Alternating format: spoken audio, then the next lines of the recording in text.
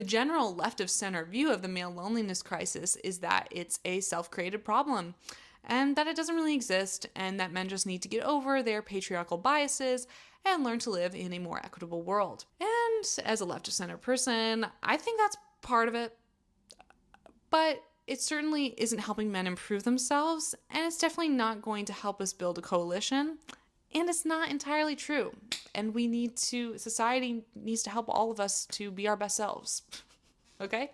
New York Times columnist David French wrote in July of 2025, when men encounter rhetoric like the future is female, they can and do legitimately wonder, where's my place in this new world? Before, a young man could learn masculinity by osmosis. There wasn't much confusion about what it meant to be a man.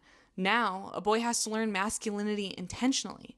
Young men have to be deliberately taught how to find their place and their masculine identity in a very different world. And the left has generally not bothered to help men navigate this new world.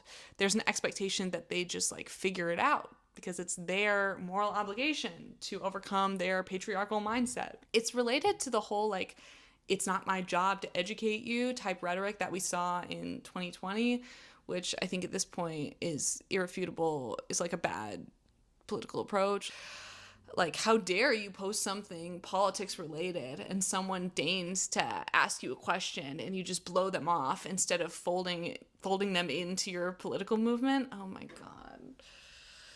You could have had someone. So basically what I'm going to argue is that the shape of patriarchy has changed in the last couple decades, and we are dealing with a very complex gender situation.